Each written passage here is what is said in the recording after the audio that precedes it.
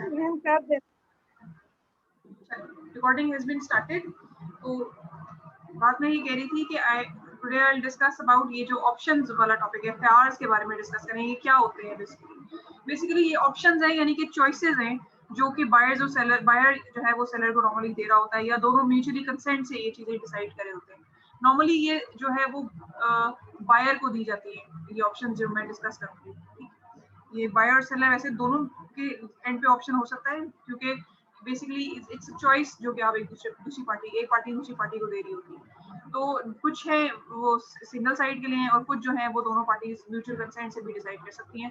तो ये टोटल अगर देखा जाए तो ये 5 टाइप के ऑप्शन होते हैं। 5 पेयर्स हैं इनका, इस टॉपिक का नाम ही बेसिकली 5 पेयर्स है। 5 पेयर्स यानी कि ऑप्शंस, वो ऑप्शंस जो बायर्स को दिए जाते हैं टू फैसिलिटेट देम, अपनी जो ट्रेड को फैसिलिटेट करने के लिए। जैसे आप कन्वेंशनल ट्रांजैक्शन में देखते हैं ना, कि जैसे आपको कोई एक जो बायर है वो अपने क्लाइंट को, सेलर अपने क्लाइंट को कहता है कि अगर आपने मुझे टाइमली क्रेडिट वापस कर दिया, वो 20 डेज एंड 20 इस किस्म की चीज होती है जिसमें उसको स्पेशली डिस्काउंट दिया जाता है अगर उसने टाइम से पहले पेमेंट कर दी। तो ये कुछ इस किस्म की कंडीशंस है बेसिकली। फॉर एग्जांपल जैसे सबसे पहले देखें, तैयार है शर्त है, इसको बोलते हैं, इसको ऑप्शनल कंडीशन भी कहते हैं। ऑप्शनल कंडीशन इंग्लिश में कहते हैं। इसका मतलब ये होता है कि आप इसमें दोनों पार्टीज में, बायर या सेलर, कोई भी अगर कंडीशन लगा देता है ना किसी ट्रांजैक्शन पे, और उस पर मतलब ये कंडीशन होती है कि दोनों पार्टी में से किसी के पास भी, या इधर बायर और द सेलर दोनों में से किसी एक पार्टी के पास भी ये राइट है कि वो किसी वक्त भी with in the specified time, किसी उस ड्यूरेशन में भी उसको कैंसिल कर सकता है। दो चीजें इसमें हैं, both the buyers and the sellers दोनों के पास ये ऑप्शन है। राइट किस चीज का है बेसिकली,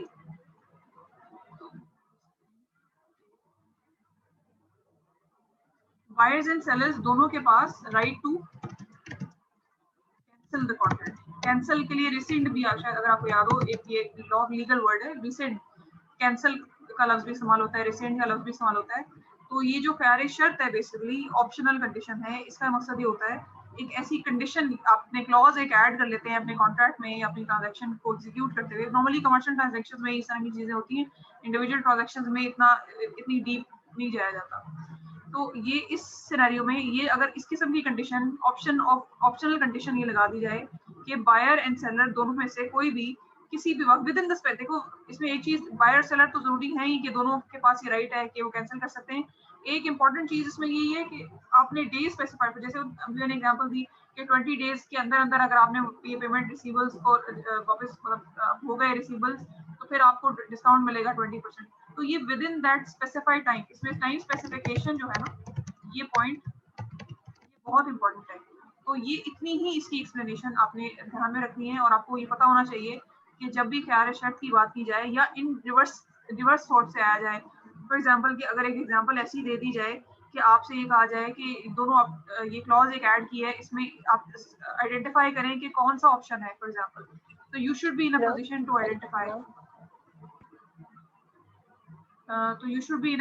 आइडेंटिफाई कि ये कौन से ऑप्शन की बात हो रही है, ख्यार शर्त की बात हो रही है। ठीक है, फॉर एग्जांपल ये इसमें दो चीजें हैं जो याद रखने वाली है। ठीक है, तो ये बात है। अच्छा, इसमें ये चीज भी जरूरी है कि जब कोई पार्टी अपना ये राइट एक्सरसाइज करेगी तो उसकी जरूरी नहीं है कि कोई इसमें रीजन हो। ठीक है, ये चीज भी ध्यान रखना। नॉर्मली ये कहा जाता है कि अगर लेट्स सपोज कोई डिफॉल्ट या डिफेक्ट आ गया है, तभी वो पार्टी जो है वो रिसेंड करेगी या टर्मिनेट करेगी। टर्मिनेट भी इसका एक एडिशनल वोकैबुलरी वर्ड है। टर्मिनेट को भी आप देख सकते हैं, ये जैसे मैंने यहाँ लिखा ना, रिसेंड है, राइट टू कैंसिल है, सॉरी रिसेंड है, कैंसिल है, टर्मिनेट भी एक वोकैबुलरी वर्ड है जो सारी इसी के लिए इस्तेमाल होता है कि right to cancel, right to rescind, right to terminate एक ही बात है बेसिकली। तो इसमें जो अभी मैं बात करी थी वो ये है कि इसमें कोई विदाउट एनी रीजन, अभी तो इसका फायदा है ना इस ख्यार को देने का, इस ऑप्शन को देने का, कि अगर कोई डिफेक्ट होगा तो तब तो फिर तो ऑब्वियसली वो होना ही है, कैंसिल टर्मिनेशन की तरफ या लिक्विडेशन की तरफ जाएगा ही, ट्रांजैक्शन कैंसिल होगी। लेकिन ये एक ऑप्शन देने का, एक चॉइस देने का पर्पस ये है कि विदाउट एनी स्पेसिफिक रीजन भी आप with in a specified time period आप जो आपका कॉन्ट्रैक्ट है या जो कमर्शियल ट्रांजैक्शन चल रही है उसको आप रिसेंट कर सकते हैं। ये क्लॉज ऐड कर लिया जाता है अपने आपकी कॉन्ट्रैक्ट में बेसिकली।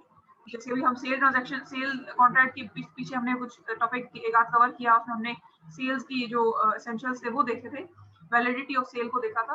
तो उस केस में जब इस किस्म की कोई ट्रांजैक्शन या कोई कमर्शियल लेवल पे कोई बड़ा एक ट्रांजैक्शन डिसाइड हो रही होती है जिसमें आप कॉन्ट्रैक्ट डेवलप कर रहे होते हैं, तो ये क्लॉज के तौर पे ऐड कर दिया जाता है। तो ये इसका फायदा है कि विदाउट एनी स्पेसिफिक रीजन दोनों पार्टीज में ये के पास कोई मतलब ये ऑप्शन दे दिया जाता है, ये क्लॉज ऐड कर दिया जाता है कि both the parties have the right to cancel the contract at any time with in this time period. मतलब एक महीने के अंदर अंदर आप कभी भी अगर आप चाहें तो आप कैंसिल कर सकते हैं without any reason, without any specific reason, but not after that. उसके बाद फिर लिटिगेशन और लीगल चीजें स्टार्ट हो जाती हैं। तो इस ख्यार का फायदा ये है, ठीक है। तो ये बात है। अच्छा, उसके उसमें दो चीजें अब और हैं। दो चीजें ये हैं कि अब देखो, ये तो हमें चीज पता चल गई ना कि बायर की भी कर सकता है ये ऑप्शन एक्सरसाइज अगर ये क्लॉज आपके कॉन्ट्रैक्ट में एडेड है। इसका मतलब ये है कि बायर भी इसको एक्सरसाइज कर सकता है और सेलर भी इसको एक्सरसाइज कर सकता है। तो जब ये बात तो हमें समझ में आती है, अगर सेलर इसको एक्सरसाइज करेगा, सेलर अगर इसको एक्सरसाइज करेगा तो हम इसको कहेंगे ऑप्शन, इसको अरबिक में कहेंगे वेरिएबल।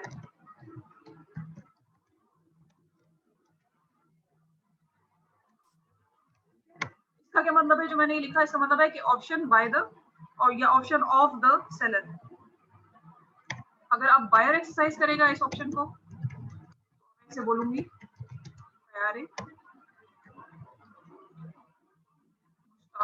मुश्तरी बोलते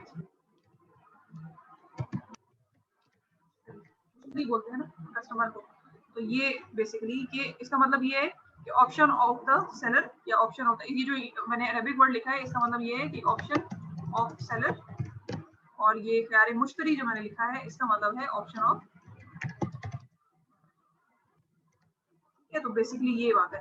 एक चीज और आखिरी, इसके बाद नेक्स्ट की तरफ मूव करेंगे, वो ये है कि अब अगर लेट्स सपोज एक कॉन्ट्रैक्ट है ना, कॉन्ट्रैक्ट में आपने ये क्लॉज ऐड कर लिया कि ये जो ऑप्शन है मतलब एक महीने के अंदर अंदर, या चलो एक महीना तो बहुत अर्ली मैंने कह दिया, एक साल के मतलब एक जो भी स्पेसिफाइड टाइम है बिटवीन वो तो पार्टी, ये डिपेंड करता है कि वो किस कॉन्ट्रैक्ट किस टाइप का कॉन्ट्रैक्ट हो रहा है ना, तभी ये बेहतर तरीके से हम बता सकते हैं कि किस ट्रांजैक्शन के लिए कितना टाइम स्पेसिफाइड होना चाहिए। तो लेट्स सपोज मैं एज्यूम कर रही हूँ कि एक ट्रांजैक्शन डिजाइन हुई और उसके लिए एक महीने का टाइम स्पेसिफाई किया गया और ये क्लॉज कॉन्ट्रैक्ट में डाल दी गई कि विद इन 1 मंथ अगर आपको नहीं एक्सेप्ट चीजें कंडीशंस आप गो थ्रू कर लें इसको, अगर नहीं सही लगता तो आप इसे कैंसिल करने का राइट है बोथ बायर्स एंड सेलर्स दोनों के पास। तो लेट्स सपोज इनमें से किसी एक की, बायर की या सेलर की डेथ हो जाती है, तो ये जो आपका ख्यार है या ये ऑप्शन है, जैसे नॉर्मली होता है ना कि राइट्स ट्रांसफर हो जाते हैं, अगर आपकी रिस्पॉन्सिबिलिटी थी तो आपके हेयर्स अगर पार्टनरशिप है, specifically in the case of partnership your hairs will be responsible, वो क्योंकि सेवरली लायबल होते हैं ना, पार्टनरशिप का अपना क्राइटेरिया है, तो उसमें भी ये होता है कि उसके हेयर्स उससे जो उसके जो रिप्रेजेंटेटिव लीगल होते हैं उनसे ही वो रिकवरी की जाती है। इसमें जो है इस सिनेरियो में ये जो आर का ऑप्शन का चॉइसेस का जो कॉन्सेप्ट है, इसमें ये चीज नहीं होती, ये नॉन ट्रांसफरेबल है। नॉन ट्रांसफरेबल का मतलब है कि आप ये नहीं कह सकते कि चूंकि कॉन्ट्रैक्ट में ये क्लॉज लिखा गया था तो अब चूंकि उसकी वो नहीं मौजूद और उसकी एब्सेंस में I am the legal representative, तो मैं ये राइट एक्सरसाइज करते हुए अभी टाइम चूंकि एक महीना पूरा नहीं हुआ तो मैं चाहती हूँ कि ट्रांजेक्शन को कैंसिल कर दिया जाए, ऐसा नहीं आप कर सकते, ये नॉन ट्रांसफरेबल है।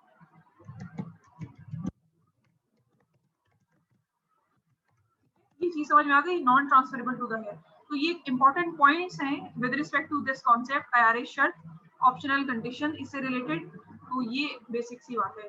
इसमें कोई चीज जो ऐसी समझ में ना आई हो तो आप पूछ सकते हैं। तो ये इसकी इतनी ही एक्सप्लेनेशन आपने माइंड में रखनी है कि व्हाट इज आईआरए शर्त और ये किस किस पार्टी के एंड पे हो सकता है, ये होता क्या है बेसिकली, इसमें करते क्या है। और ये जैसे मैंने टर्म्स दो आपके साथ डिस्कस की, खैर बै और खैर मुश्तरी, और मैंने आपको ये बताया कि this is non transferable to the heir जो लीगल रिप्रेजेंटेटिव्स हैं। तो ये बात, इसमें कोई प्रॉब्लम, आगे चले दूसरा दूसरा डिस्कस करें।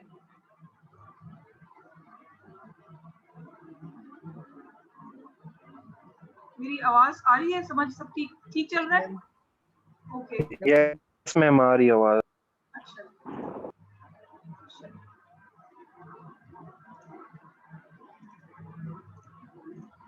अच्छा, दूसरा जो है ना, एफआईआर या ऑप्शन या चॉइस वो है, ये दूसरा हम करने लगे एफआईआर ए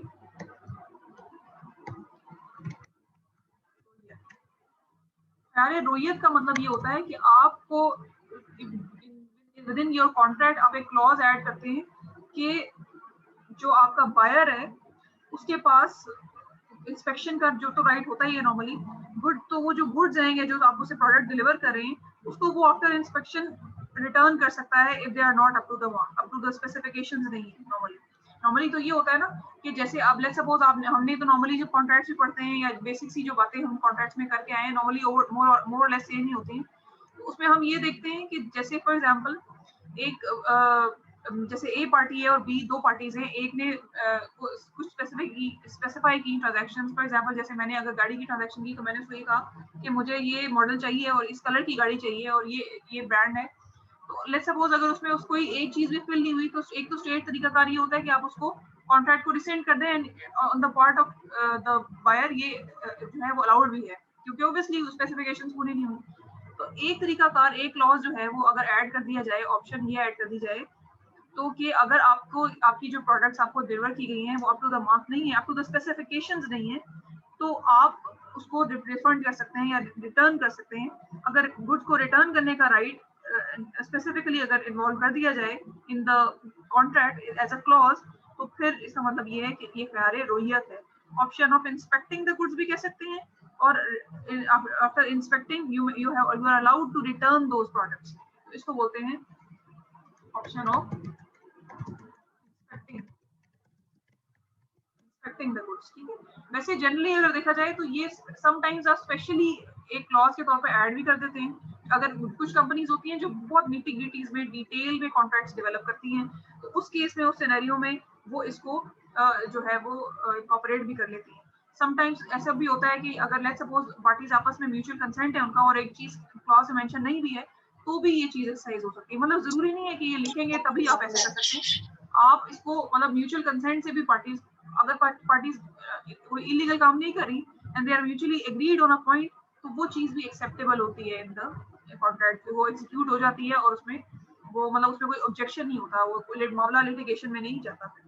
तो ये बात है, तो ये बेसिकली बात है। मतलब नॉर्मली तो ये कहा जाता है ना मुश्तरी होशियारबाज का कॉन्सेप्ट आपने सुना होगा, उसमें ये कहा जाता है कि मुश्तरी यानी कि आपका जो बायर है या कस्टमर है उसको ये कहा जाता है कि खुद से आप ये दिस इज योर रिस्पॉन्सिबिलिटी कि आपने अपना तसल्ली कर लें।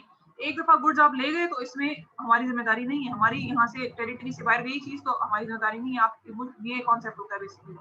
लेकिन इस केस में सिनेरियो में होता है कि वो अगर उसने लेट्स सपोज उसे कोई डिफेक्टिव चीज लगती है तो वो रिटर्न कर सकता है। लेट्स सपोज समटाइम्स ऐसा भी होता है क्योंकि ऑटो पे चल रहे होते हैं ना कॉन्ट्रैक्ट्स, ऐसा ट्रस्ट का भी एक फैक्टर बीच में मौजूद होता है। तो नॉर्मली समटाइम्स ऐसे होता है कि हमने ऑर्डर प्लेस कर दिया और वेयर हाउस में जाके इंस्पेक्शन नहीं की और बाद में पता चला कि गुड्स आर फॉल्टी हैं, डिफेक्टिव हैं या अप टू द मार्क नहीं है या स्टैंडर्ड के मुताबिक नहीं है, तो फिर वो उसको वापस भी कर सकते हैं। मतलब ये ख्याल रोहियत आपको ये कहता है, ये कॉन्ट्रैक्ट्स पे अप्लाई होता है। Sometimes automatically, sometimes they specifically right it, mention it, क्योंकि जिन कंपनीज के लिए या जिन जो सप्लायर्स के लिए या जिन कॉन्ट्रैक्टर्स के लिए ये जरूरी चीजें हैं, फॉर एग्जांपल क्वालिटी या जो सिक्स सिग्मा को फॉलो करे होते हैं, तो इनके लिए ये इसकी ज्यादा अहमियत होती है ना, तो जिनके लिए अहमियत होती है फिर वो उसको उसी तरह इनकॉर्पोरेट करते हैं अपने कॉन्ट्रैक्ट्स में। उसके बाद तीसरी जो बात है, तीसरा जो ख्यार है, जो ऑप्शन है बेसिकली ख्यार ऐप। ख्यार ऐप का मतलब ये होता है मिलता जुलता है अब इंस्पेक्ट, लेकिन उसका जो एम्फोसिस है ख्यार रोहियत का वो इंस्पेक्शन की तरफ है और इंस्पेक्शन के बाद या इंस्पेक्शन नहीं की तो उसके बाद आप रिटर्न कर सकते हैं। ख्यार ऐप is targeting on the option of defect.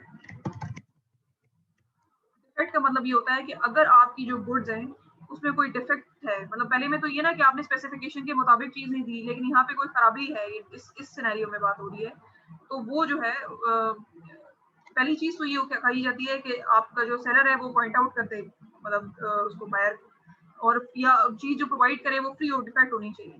और उस अगर वो लेट्स सपोज उसके पार्ट पे ये चीज उसकी नॉलेज में है लेट्स सपोज और उसने वो पहले से कम्युनिकेट कर दिया है तो फिर तो मे बी ऑप्शन चला जाता है on the spot of the buyer.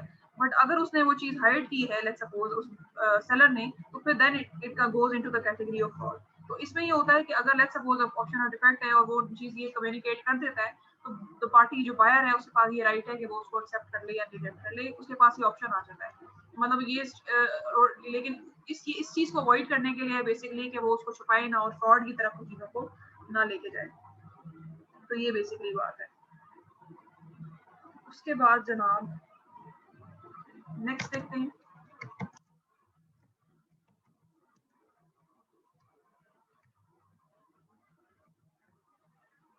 अरे बस जो है वो कहते हैं कि ऑप्शन ऑफ क्वालिटी, तो ये मिलते जुलते हैं थोड़े से, लेकिन इनमें फर्क है। इसमें फॉर एग्जांपल जैसे इंस्पेक्शन अगर आप करते हैं तो मे भी शायद आपको वहीं पे डिफेक्टिव पार्ट नजर आए तो आप उसको उस वक्त भी डील कर सकते हैं, लेकिन डिफेक्टिव ये कि लेट्स सपोज सेलर को पहले से ये चीज का पता है, इंस्पेक्शन में मे भी ये चीज ना हो, ये डिफरेंट सिनेरियोज में डिफरेंट चीजें अप्रोप्रिएट हो सकती हैं।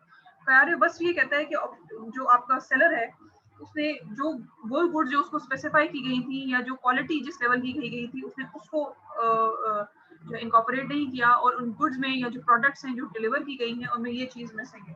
फॉर एग्जांपल जैसे मैंने ट्रांजैक्शन की किसी सेलर के साथ और मुझे चाहिए ऑटोमेटिक गाड़ी और उसने मुझे प्रोवाइड कर दी मैनुअल, तो इसका मतलब ये है कि it's not up to that quality जो मुझे रिक्वायर्ड थी। अब इसमें प्रोडक्ट में कोई डिफेक्ट नहीं है और ये इसमें इंस्पेक्शन का केस भी जो ख्याल है वो भी इसमें इनकॉर्पोरेट हो सकता है। तो ये इंटरलिंक्ड है बेसिकली, लेकिन इसमें अलग भी आप ले सकते हैं। For example on the basis of ये ऑप्शन ऑफ क्वालिटी है बेसिकली, तो इसमें भी इसको भी यूटिलाइज किया जा सकता है। बिकॉज देखो जब आप ये 2 से 3 क्लॉजेस को ऐड करते हैं और यूटिलाइज करते हैं एट द सेम टाइम, तो उसमें आपकी जो लीवरेज है जो आपको मिल रही होती है वो बढ़ जाती है। आपके पास जो कहते हैं ना जो आपके पास पॉइंट होता है अपने बात को आर्ग्यूमेंट को स्ट्रॉन्ग बनाने का, वो ज्यादा बढ़ जाता है। तो ये इस सिनेरियो में तो हमने इस वक्त अभी तक 4 चीजें देखी। आपको बताया ख्याल शर्त के बारे में, दूसरा मैंने आपके साथ डिस्कस किया ख्याल रोयत, तीसरा मैंने आपके साथ डिस्कस किया ख्याल ऐब, चौथा मैंने आपके साथ डिस्कस किया ख्याल बस। लास्ट जो ख्याल है, लास्ट जो ऑप्शन है जो कॉन्ट्रैक्ट्स में आप इनकॉर्पोरेट कर सकते हैं to facilitate the parties, that is गबन। गबन का मतलब गबन से जो लफ्ज है ना, इससे आपको पता चलना चाहिए ये बेसिकली रिलेटेड टू प्राइस है। नॉर्मली ऐसा होता है कि अब जो बायर एंड सेलर है फॉर एग्जांपल एक सिनेरियो में रहते हैं तो they know the market rate. अगर मैं किसी चीज से किसी डीलर से या किसी से कोई ट्रांजैक्शन करने लगी हूँ तो मुझे ऑब्वियसली मार्केट रेट का पता होता है और मैं उसकी थोड़ा बहुत ही ऊपर नीचे वो ट्रांजैक्शन डिजाइन होती है। लेकिन समटाइम्स ऐसा भी होता है कि अगर एक चीज या एक जगह एक प्लेस पे मैं न्यू हूँ या कहीं समटाइम्स इस तरह का सिनेरियो पेश आ जाता है कि बायर को मार्केट प्राइस का नहीं पता होता और उसको जो सेलर है वो डबल प्राइस पे वो चीज सेल कर देता है। और इस सिनेरियो में ये वाला राइट एक्सरसाइज होता है कि उसके साथ मतलब एक तरह से चीट किया गया है, बेसिकली गबन किया गया है उसके साथ। तो इस सिनेरियो में फॉर एग्जांपल जैसे गाड़ी थी जो कि नॉर्मली अगर मार्केट रेट देखा जाए तो वो 2.5 लाख की है, लेकिन मुझे नहीं पता था तो मेरी लाइबिलिटी का फायदा उठाते हुए मुझे वो 10 लाख की बेच दी गई। और जब बाद में मुझे पता चला तो ये बेसिकली मेरे साथ मुझे लगा कि मेरे साथ एक ये चीटिंग हो चुकी है। तो इस चीज का भी वो ये क्लॉज एक ऐड किया जा सकता है कि अगर लेटर ऑन कोई ऐसी चीज सिचुएशन होती है तो बायर जो हैज अ राइट कि वो उसको वापस कर दे वो प्रोडक्ट। तो इस केस में जैसे मैंने अभी गाड़ी की एग्जांपल दी कि अगर 2.5 लाख का मार्केट रेट है और मैं बायर हूँ, मुझे नहीं पता और मैंने वो 2.5 लाख की बजाय 10 लाख की खरीद ली है और later on I get to know कि ये इसकी गाड़ी की कीमत तो असल में 2.5 लाख थी। तो अगर ये क्लॉज हमने ऐड किया है, हमने एक ट्रांजैक्शन डिजाइन की है और कमर्शियली हमने उसका कॉन्ट्रैक्ट लिखा है या लिखत पढ़त हुई भी है और उसमें ये चीज एडेड है एज अ क्लॉज, इसका मतलब ये है कि मेरे पास ये राइट है कि मैं उसको गाड़ी वापस करूं और वो लेने का मजाज है। तो ये बात है इसकी। ठीक है, ये 5 ख्याल मैंने डिस्कस किया आपके साथ। क्या हो गया है ये, just give me a second. तो ये बात है, ये 5 ख्याल मैंने आपके साथ डिस्कस किए। ठीक है, ये एक एडिशनल एक सॉर्ट ऑफ कहते हैं ना कॉम्प्लीमेंट्री चीज है विद इन योर कॉन्ट्रैक्ट। अगर आप कॉन्ट्रैक्ट डिजाइन करें और इन चीजों के बारे में भी आपको आइडिया होना चाहिए as a student of Islamic finance, Islamic banking. अच्छा, उसके बाद आखिरी इसी टॉपिक में एक और कॉन्सेप्ट है वो मैंने डिस्कस करना है, दैट इज बेसिकली जिसे कहते हैं इकाला। इस्लामिक पर्सपेक्टिव में बात करी, इसको कहते हैं रिसेशन ऑफ द कॉन्ट्रैक्ट। ये लफ्ज रिसेंट से ही निकला है। रिसेंट यानी कि कैंसिल, यानी कि टर्मिनेट करना, एक ही बात है सारी, ठीक है। इकाला में का जो कॉन्सेप्ट है ना इस्लामिक फाइनेंस में या इस्लामिक बैंकिंग में, देखो हम इस्लामिक बैंकिंग और इस्लामिक फाइनेंस को इसलिए इंटरचेंजेबली मैं यूज करती हूँ कि हम अगर इस्लामिक बैंकिंग को पढ़ेंगे और खासतौर पर पाकिस्तानी पर्सपेक्टिव में देखें तो हार्डली 2 से 3 प्रोडक्ट्स के बाद यहाँ पर आपको चीजें नजर नहीं आती, लेकिन जो लिटरेचर है इस्लामिक बैंकिंग या फाइनेंस का, दैट इज वेरी ब्रॉड। और उसको आप अगर आपको उसके बारे में नॉलेज हो और उससे आपने उसके बारे में कॉन्सेप्ट्स को डिस्कस किया हो, पढ़ा हो, तो उसको कभी भी कहीं पे भी अगर ये चीज नई प्रोडक्ट के तौर पे सामने आती है आपके सामने, तो you will be having an idea about it. तो ये ऐसी इसलिए ये चीज है, तो इसलिए इस पे परेशान नहीं होना कि इस्लामिक बैंकिंग है तो हम ये बार बार इस्लामिक फाइनेंस की कह रही। तो ये बात है। अच्छा, इस इकाला की जो मैं बात करी थी, इसका मतलब होता है कि recession of the contract. Recession से मैंने कहा कि रिसेशन का मतलब है कि रिसेंड करना, कैंसिल करना, टर्मिनेट करना। अब इसकी जो मेन बात है इस कॉन्सेप्ट को इसके साथ डिस्कस करने की, ये कॉन्सेप्ट ये कहता है कि दोनों पार्टीज, लेट्स सपोज मैंने और जो है किसी और सेलर ने लेट्स सपोज एक ट्रांजैक्शन किया, और ये गाड़ी की ट्रांजैक्शन की एग्जांपल ले लेते हैं, और मैंने उसको 10 लाख रुपए की गाड़ी थी और मैंने उसको पैसे दे दिया और उससे मैंने गाड़ी उससे मुझे हैंड ओवर कर दी। लेटर ऑन हमने ये रियलाइज किया कि ये ट्रांजैक्शन हमने नहीं करनी, इसको रिवर्स करना है हमें। तो अगर मैं और वो जो दूसरी पार्टी जिससे मैंने गाड़ी परचेज की है, जो मेरा सेलर था, और उसके लिए वाइस वर्सा सिचुएशन है, if both the parties mutually understanding के साथ और आपसी रजामंदी के साथ, प्री कंसेंट, बगैर किसी दबाव के साथ, अगर वो ये चीज डिसाइड करती हैं कि हाँ ठीक है, आप मुझे मेरी गाड़ी वापस कर दें, मुझसे अपने पैसे वापस ले लें, अगर ऐसा होता है तो कॉन्ट्रैक्ट जो है वो रिसेंड हो जाएगा, खत्म हो जाएगा, कैंसिल हो जाएगा। इसमें किसी के ऊपर जो है वो जिम्मेदारी नहीं आएगी और किसी के ऊपर जो है कोई बार नहीं होगा, जैसे कहते हैं ना पेनल्टीज होती हैं, वो किसी के ऊपर पार्टी के ऊपर नहीं होगी। लेकिन इसकी जो नेसेसरी कंडीशन है वो ये है कि म्यूचुअल एग्रीमेंट मौजूद होना चाहिए। अगर ये होगा तो फिर इसका मतलब है कि ये इकाला है, अदरवाइज ये नहीं है। और इस्लामिक कॉन्ट्रैक्ट में नॉर्मली आप अगर आप इंग्लिश लॉ को याद करें तो उसमें तो आपको याद रहेगा कि ये तो ऐसी चीज हो सकती है, लेकिन इस्लामिक पर्सपेक्टिव में अगर आप बात करें तो इकाला का जो कॉन्सेप्ट है वो इसको सपोर्ट करता है, और इसकी मतलब इसकी रेफरेंस में हदीस जो है वो भी आपको मिलती है। ये बात है बेसिकली। उसके बाद जनाब ये तो हो गई, ये तो हमने चीजें डिस्कस करनी ख्यार से रिलेटेड। ये एक टॉपिक हमने जो कवर किया है 5 ख्यार से, उसके बारे में मैंने आपको बताया, और ये एडिशनली एक इकाला का छोटा सा कॉन्सेप्ट था वो डिस्कस किया।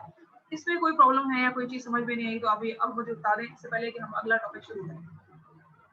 ठीक है, यहाँ तक ये समझ में आई है? जिन्होंने सुनी है चीजें उनको समझ में आई है ये? ठीक है,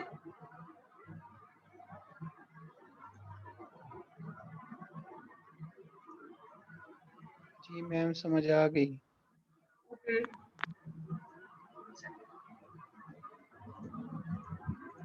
ओके। नेक्स्ट हम स्टार्ट करते हैं।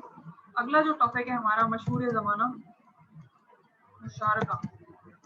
इसका बेसिक आइडिया तो सबको पता है कि क्या है। बेसिकली मुशारका का मतलब ये होता है कि जब दो पार्टीज हैं वो अपना कैपिटल लेके आते हैं, आपस में एक जो है बिजनेस सेटअप करते हैं, कमर्शियल ट्रांजैक्शन, कमर्शियली एक वायबल बिजनेस स्टार्ट होता है।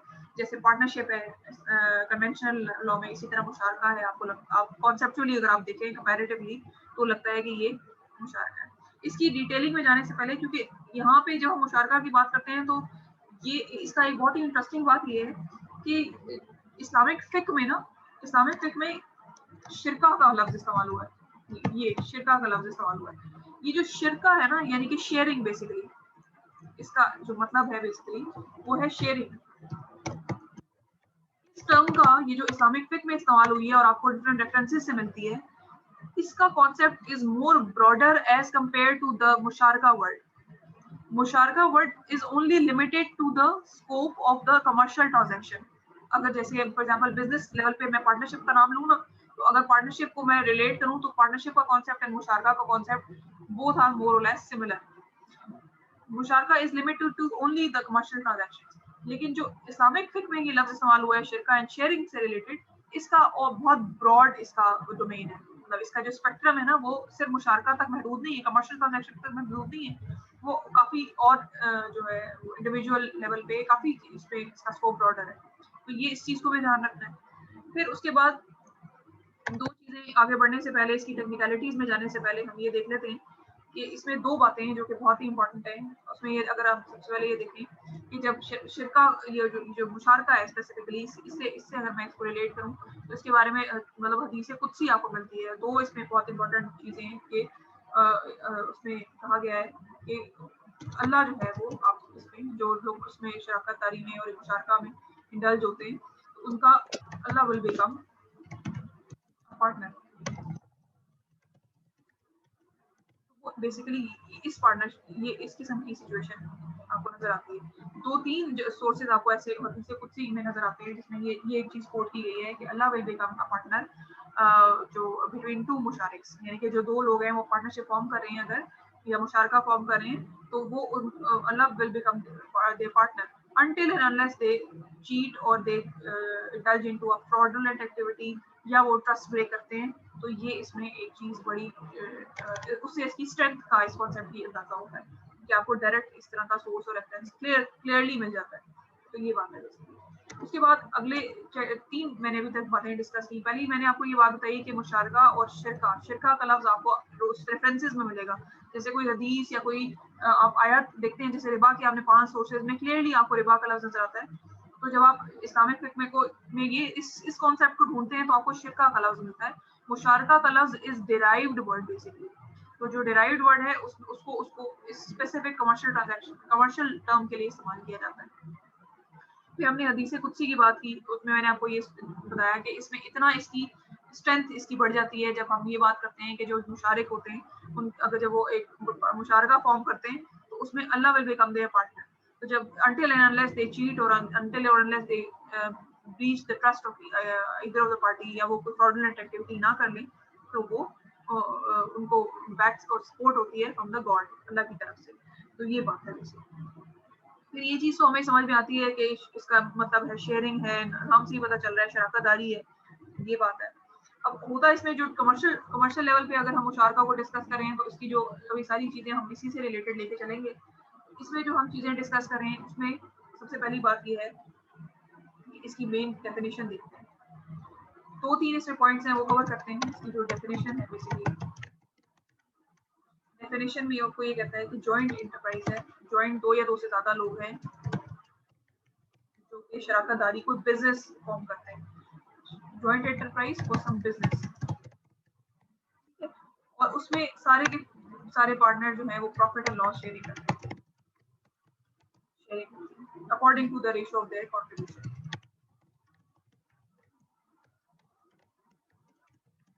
सिंपल सी डेफिनेशन है मुशारका की। कमर्शियली ये बात हो रही है, ये डेफिनेशन भी मुशारका की मैंने बताई है कि ये जो कमर्शियल आप प्रॉफिट के लिए कोई बिजनेस फॉर्म करते हैं, 2 या 2 से ज्यादा जो है वो पार्टनर्स अपना कंट्रीब्यूशन देते हैं कैपिटल में, और वो रेशियो उनकी डिसाइड होती है प्रॉफिट एंड लॉस की। तो ये बात है, ठीक है। इसकी अब आगे थोड़ी सी काइंड्स देख लेते हैं कि काइंड किस तरह की हैं।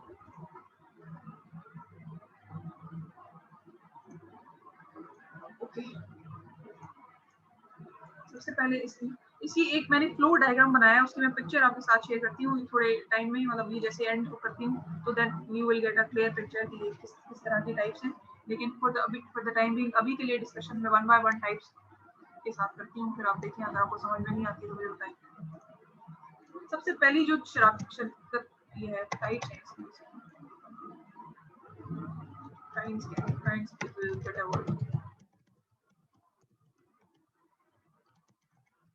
सबसे पहला जो इसकी टाइप है दैट इज शिरकतुल मिल्क।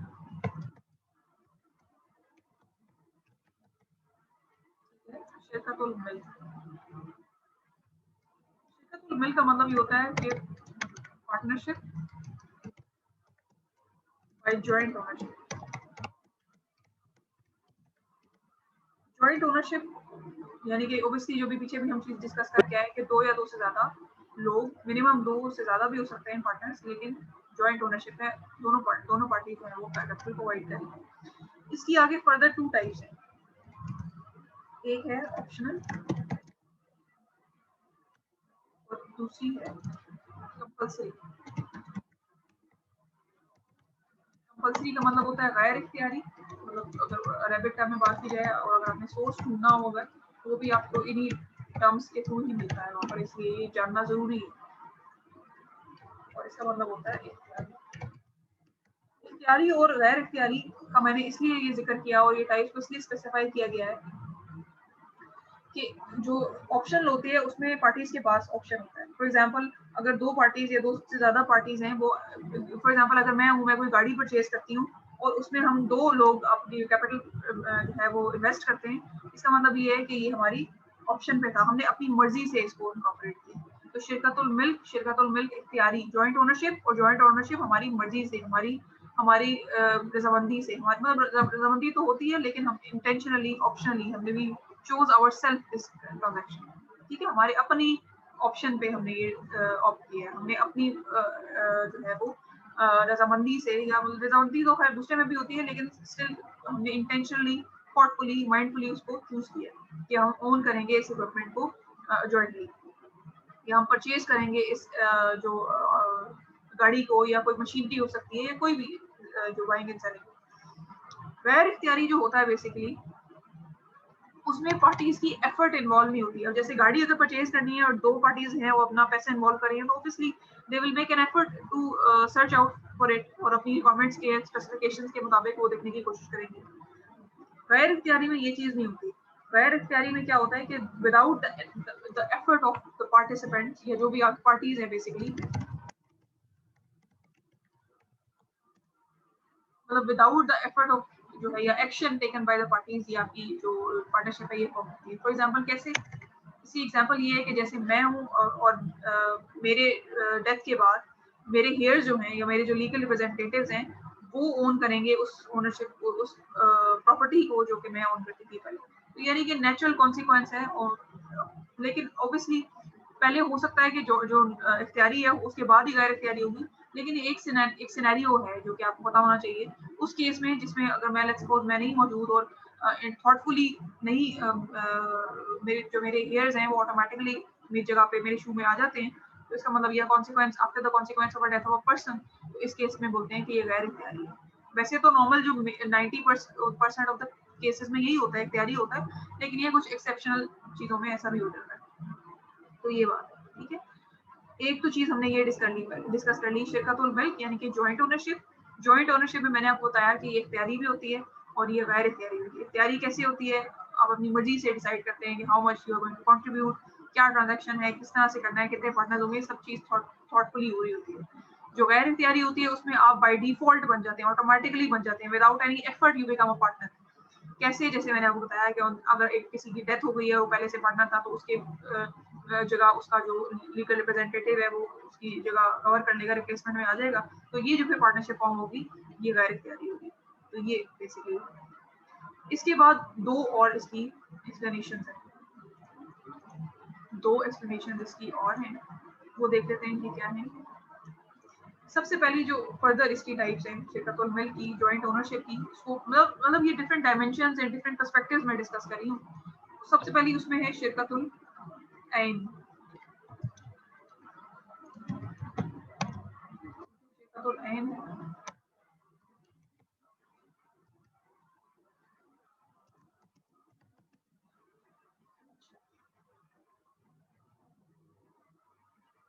और इसके अलावा एक है शिरकतुल ऐन और शिरकतुल दैन। दैन बेसिकली डेट से रिलेटेड है चीज, और ऐन का जो मतलब है basically that is related to, ऐन कहते हैं कि आपकी जो प्रेजेंटली चीजें मौजूद हैं उस पर आपकी पार्टनरशिप हो रही है। जिसकी भी सेकंड मुझे एक दफा इसको चेक कर लेने तो कंफर्म मैं कर दूं, then I let you know कि शिरकतुल ऐन और दैन क्या है।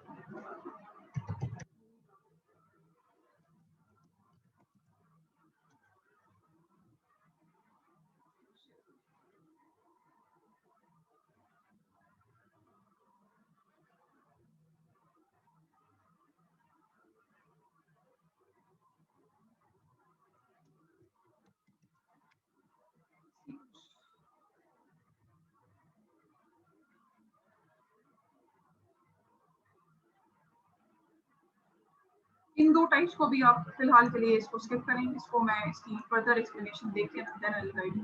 ये क्या है, इसकी एक्सप्लेनेशन प्रॉपर्ली नहीं है मौजूद। इसके अलावा हम देख लेते हैं यहाँ पर जो और मजीद चीज़ें हैं उसको देख लेते हैं और कुछ चीज़ें डिस्कस कर लेते हैं। फॉर एग्जाम्पल जैसे एक और टाइप है शेरकतुल मिल्क में, इसे बोलते हैं मुस्हा। मुस्हा इसको बोलते हैं jointly owned but not divided. ऐसी प्रॉपर्टी जो जॉइंटली ओन तो है but not divided. For example जैसे गाड़ी की एग्जांपल दी, जब हमने ओन कर लिया इस किस्म का फिजिकल एसेट है जो हमने ओन किया but that is not divided. Undivided assets, undivided for example जैसे नॉर्मली घरों में हो रहा होता है, ऐसी प्रॉपर्टी जो कि डिवाइडेड नहीं है, जिसमें अभी हिस्से डिवाइड नहीं हुए पार्टीज के नाम, उसको बोलते हैं कि ये मुस्हा है। बेसिकली एक ऐसी प्रॉपर्टी जो सब ओन कर रहे हैं लेकिन अभी वो डिवाइडेड नहीं हुई है अमंग द पार्टीज, इसको बोलते हैं मुस्हा। इसकी भी डायमेंशंस हैं। फॉर एग्जांपल जैसे म्यूचुअल यूटिलाइजेशन। म्यूचुअल यूटिलाइजेशन में ये होता है कि partners are jointly using that asset. मतलब समटाइम्स ऐसे हो सकता है कि वो ऑल्टरनेटिव बेसिस पे, फॉर एग्जांपल जैसे गाड़ी है और म्यूचुअली सब उसकी ओनरशिप में है, जॉइंटली ओन कर रहे हैं उस गाड़ी को, तो sometimes good they are on good terms, तो ये डिसाइड कर सकते हैं कि ऑल्टरनेटिव टर्म्स पे कौन इसको कब इस्तेमाल करेगा। उसके बाद ऑल्टरनेट यूटिलाइजेशन है।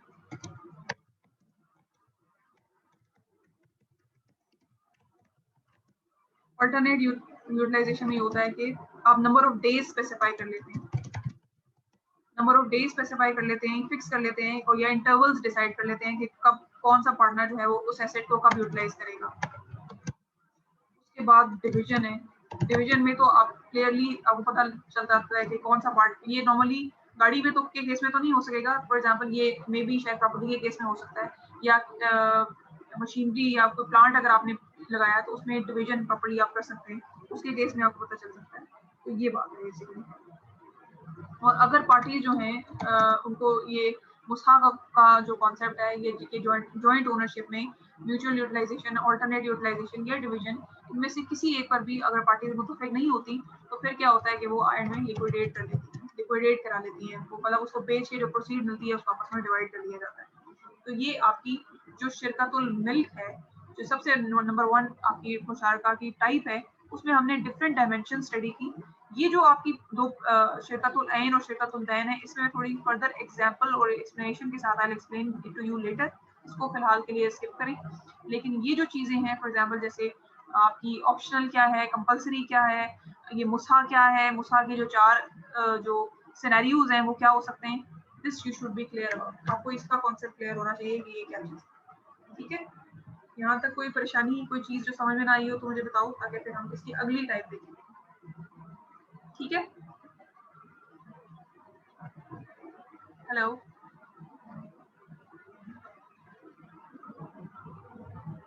जी मैम, जी ठीक है।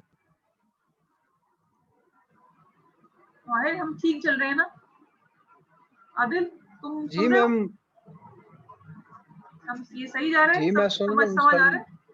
सो तो नहीं रहे हो सबके सब? जी मैम, बिल्कुल सारी चीज समझ आ रही। अच्छा ठीक है, मुझे लगा कि बस बाकी सो का गए तो सब। मुझे पता नहीं मैम, मुझे तो समझ आ रही है कम से अच्छा कम ठहरो, जो मैं चीजें आप बता रही। Let me check. ठहरो, मैं रैंडमली पूछती हूँ। अलीना आप जाग रही हैं?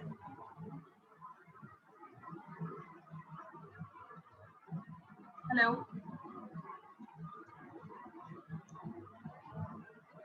हेलो एमन, मरियम, मंजूर, अनम्यूट करो माइक और बताओ मुझे समझ में आ रही है कि नहीं?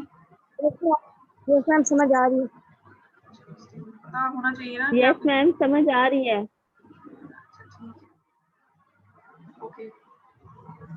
अच्छा मैम इसमें जो ये आपने शराकतुल मिल्क की सेकंड टाइप कंपलसरी है, ये बता दें। गैर इख्तियारी, गैर इख्तियारी में ये होता है कि विदाउट एनी एफर्ट, मतलब देखो एक तो जॉइंट, फॉर एग्जांपल अगर मैंने कोई पार्टनरशिप फॉर्म करनी है या कोई कमर्शियल ट्रांजैक्शन करनी है, तो उसके लिए मैं ये सोचती हूँ ना कि मैंने किसके साथ, ये जिस पार्टनर के साथ, ऑब्वियसली पहले मेरी अंडरस्टैंडिंग डेवलप होगी ना, हमारी डिस्कशन होगी, हम ये डिसाइड करेंगे कि ये हम काम, ये बिजनेस, या लेट्स सपोज कोई ट्रांजैक्शन हमने अगर करनी है, जैसे गाड़ी की एग्जाम्पल, हमने जॉइंट ओनरशिप से अपना कैपिटल कंबाइन करके हमने गाड़ी लेनी है, तो पहले हम डिस्कशन करेंगे ना, एंड देन हम थॉटफुली उसको डिसाइड करेंगे, and then will execute that.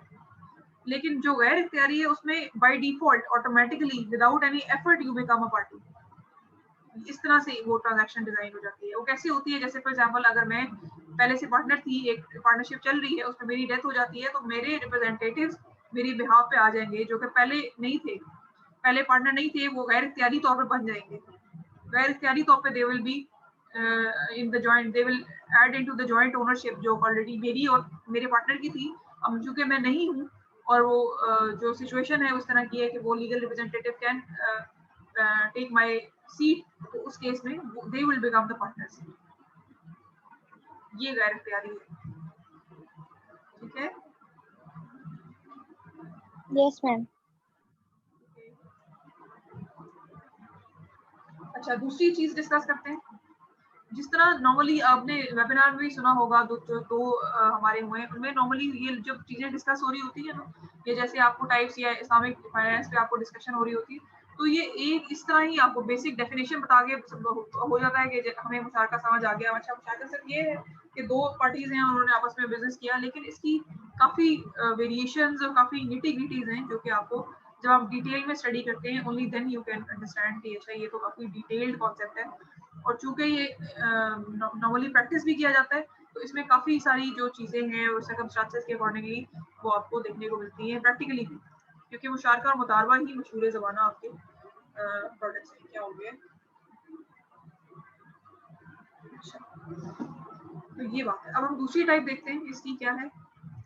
दूसरी जो टाइप है बेसिकली वो है शिरकतुल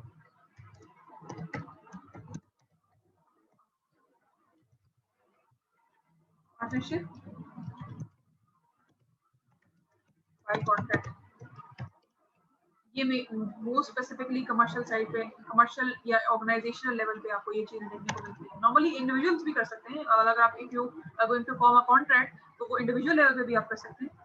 शिरकतुल अक्द में बाकायदा you design a contract and for उसके बेसिस पे म्यूचुअल कॉन्ट्रैक्ट जिसमें दोनों पार्टीज जो ऑफर एंड एक्सेप्टेंस सारे के जो कॉन्ट्रैक्ट एक्ट के एसेंशियल्स होते हैं, जो मोर और लेस आपने इसमें इस्लामिक फाइनेंस से पढ़े, क्योंकि इसमें इस्लामिक एस्पेक्ट भी बीच में शामिल होते हैं। कोई ऐसी चीज ना हो जो कि हराम हो, इस्लामिक प्रिंसिपल्स के खिलाफ हो, इस किस्म की चीजें भी शामिल होती हैं। तो जिसमें कॉन्ट्रैक्ट एक डिवाइस किया जाता है और ड्राफ्टिंग की जाती है, तो उसको बोलते हैं कि बेसिकली ये है शिरकतुल अक्द यानी कि पार्टनरशिप बाय कॉन्ट्रैक्ट।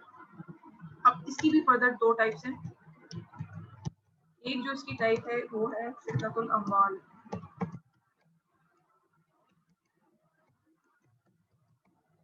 शिरकतुल अम्वाल कहते हैं कि partnership capital. Partnership in capital का मतलब ये होता है कि एक कमर्शियल एंटरप्राइज में जो पार्टनर्स हैं दे आर कंट्रीब्यूटिंग, वो अपना पैसा लगा रहे हैं, तो बोलते हैं कि ये शिरकतुल अम्वाल है, अपना माल लगा रहे हैं। दूसरी जो टाइप है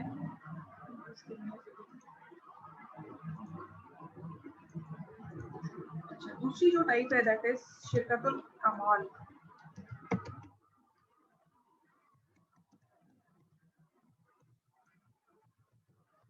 शिरकतुल अमाल जो है वो होता है बेसिकली पार्टनरशिप, अमल से है ना, पार्टनरशिप सर्विस।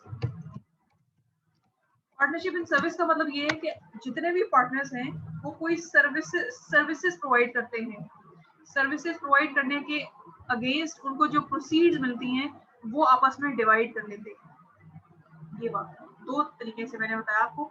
एक तरीका तो सिंपल है जो मशहूर ज़माना है कि सारे जो पार्टनर्स हैं वो अपना कैपिटल लेके आते हैं, वो इसमें वो है वो एसेट्स परचेज करते हैं, एंटरप्राइज डेवलप होती है, काम शुरू हो जाता है और फिर प्रॉफिट आता है, फिर at the end of the year वो इक्वली डिस्ट्रीब्यूट हो जाता है या according to the proportion distribute हो जाता है।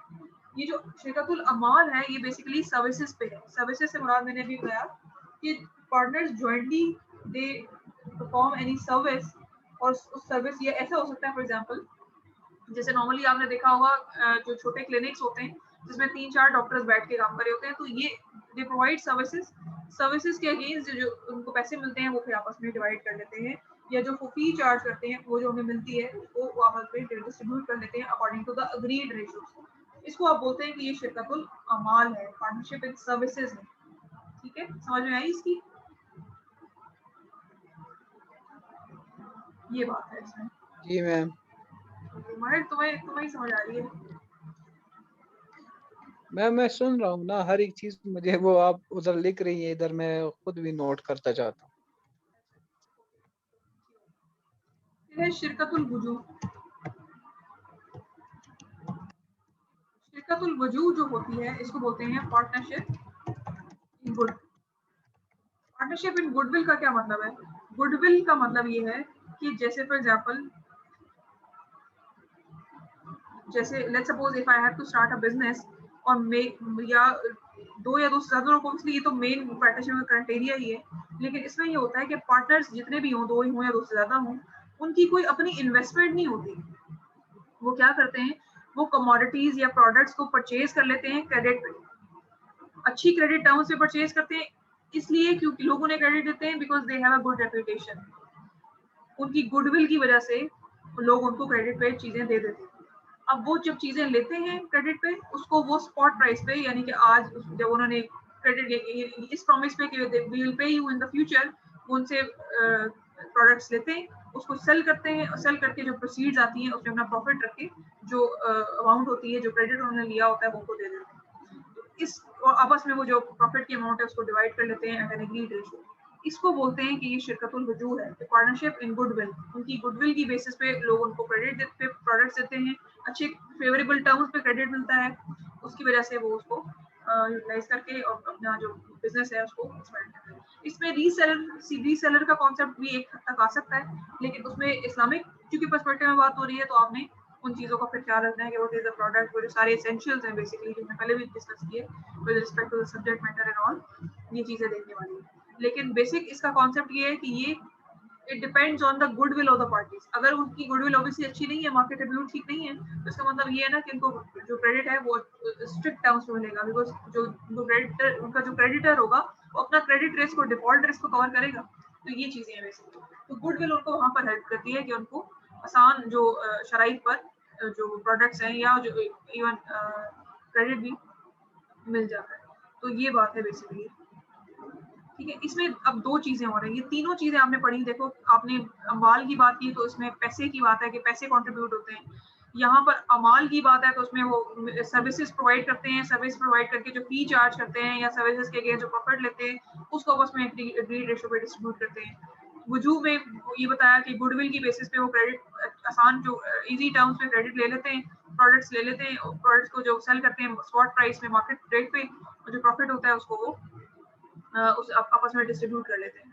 तो ये तीन बेसिकली टाइप्स हैं। अब इसमें जो इम्पोर्टेंट पॉइंट है वो ये है कि जो जिसमें इस्लामिक फाइनेंस में या इस्लामिक बैंकिंग की बात भी करें, अगर बैंकिंग तो नहीं, फाइनेंस की बात करूंगी, इस्लामिक फाइनेंस में जो चीज जिस चीज पे डिबेट होती है वो ये होती है कि आपने ये देखना है कि जितने भी पार्टनर्स हैं आपके, फॉर एग्जांपल एक पार्टनरशिप में दो लोग हैं, तो आपने जब ये चीज डिसाइड करनी है, एग्रीड रेशियो डिसाइड करनी है, और आपने ये डिसाइड करना है कि who will bear how much loss and who will get how much risk, तो आपने ये देखना है कि फॉर एग्जांपल कैपिटल में तो शायद आपको इजीली आसानी से पता चल जाए कि किसने कितना कंट्रीब्यूट किया है, लेकिन सर्विसेज में आपने ये देखना है कि इनका जो कैपिटल है, लेबर है, जो प्रॉफिट है, ये इस एट पार लेवल पे क्या है। फॉर एग्जांपल ये चीजें आपने देखनी है, और इन चीजों को डिसाइड करके, और सारी जो बहस है ना आपको नजर आती है इस्लामिक फिक्र में, वो इन्हीं चीजों पे नजर आती है कि आपने इनको जितनी भी आपने चीजें ये भी टाइप्स पढ़ी हैं तीनों, इसमें आपने इस चीज को मद्देनजर रखना है कि इक्वालिटी होनी चाहिए। अगर आपने पार्टनर्स में इक्वल रेशियो में डिस्ट्रीब्यूशन करनी है, तो फिर आप ये देखें कि अगर वो लेबर एक्सरसाइज कर रहे हैं या वो कैपिटल प्रोवाइड कर रहे हैं, तो वो भी जो है वो इक्वल, उसमें एब्सोल्यूट इक्वालिटी होनी चाहिए। रिस्क भी एक जैसा बेयर करें तो फिर वो रिवॉर्ड भी एक जैसा लेंगे, फिर वो प्रॉफिट भी जो है उसमें डिस्ट्रीब्यूशन होगी वो एक रेशियो, एग्रीड रेशियो के मुताबिक हो सकती है। तो ये देखने की बात है, ठीक है। तो ये इसमें देखने वाला बात है, इसको कहते हैं कि शिरकतुल मुफावदा, यानी कि आप जो कैपिटल है, लेबर है, प्रॉफिट है, उसको एट पार देखें, हर पार्टनर के लिए वो इक्वल होगी, एब्सोल्यूट इक्वालिटी होगी, then you will go for the equal distribution of your profit. तो ये बात है। अगर तो इक्वल है, लेट्स सपोज आपने ये डिसाइड करना है कि जो कैपिटल है या जो सर्विसेज प्रोवाइड की जा रही है, एवरीबॉडी इज प्रोवाइडिंग, मतलब ऐसा नहीं है कि कोई सीनियर जूनियर का, सर्विसेज के केस में खास तौर पर कैपिटल में तो इजीली आप डिटरमिन कर लेते हैं ना उसकी अमाउंट से, लेकिन जो सर्विसेज है उनमें ये देखना कि किसकी किस हद तक एक्सपर्टीज है और वो यूटिलाइज हो रही है और प्रॉफिट में वो जनरेट कर रही है, ये देखना भी जरूरी है। तो अगर तो इक्वालिटी है in the things, for example अगर शिरकतुल अमवाल है तो उसमें जो कैपिटल है वो आपको पता है कि सबने पार्टनर से इक्वली कंट्रीब्यूट किया है, एट पार है। ये सर्विसेज में भी आपको पता है कि एक रैंक के दोनों डॉक्टर्स हैं, और शिरकतुल वजूह में भी आपको पता है जो दो लोग हैं वो उनकी जो गुडविल है वो दोनों की इक्वली गुड है। इसको आप कहते हैं कि शिरकतुल मुफावदा है, एब्सोल्यूट इक्वालिटी है the partner in every term, अमाल हो या वजूह हो।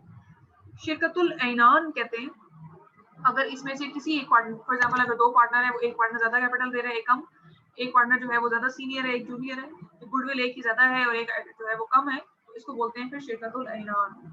एक है शिरकतुल मुफावदा और एक है शिरकतुल ऐनान। ये इससे लिंक्ड है बेसिकली, यानी कि इसकी सब टाइप्स में ये दो चीजें आती हैं, शिरकतुल मुफावदा और शिरकतुल ऐनान। इसकी सब टाइप्स में आप ये दो चीजें या तो इस कैटेगरी में फॉल करेगा मुफावदा की, या फिर वो ऐनान की कैटेगरी में फॉल करेगा।